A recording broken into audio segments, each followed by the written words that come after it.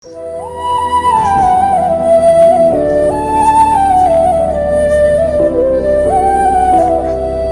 పచ్చడి కారం అవి ఉన్నాయి, తీసి లోపల పెట్టుకోమ్మా. వచ్చారా అత్తయ్య ఊరి నుంచి?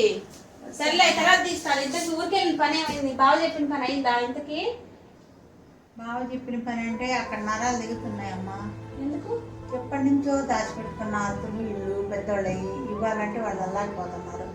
నువ్వు ఇప్పటికే బంగారం పొలం కూతురు కాస్త కొడుకు కాస్త అమ్మిచ్చావు, ఉన్నది కొంచెం ఇది కూడా తీసుకెళ్తానంటున్నావు. రేపు నీ పరిస్థితి ఏంటి? ఎక్కడొచ్చి ఉంటావు?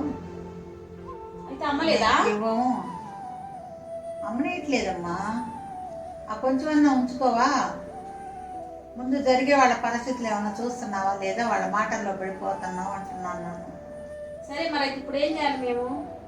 బాబాయ్ సలహా ఇచ్చాడు, ఇంతకాలం నువ్వు ఏదో ఒకటి అవసరానికి ఆ అమ్మాయి చదువులకు పిల్లలకు బంగారానికి అన్నీ తీసుకొచ్చి నీయే అమ్ముకొచ్చి పెడుతున్నావుగా.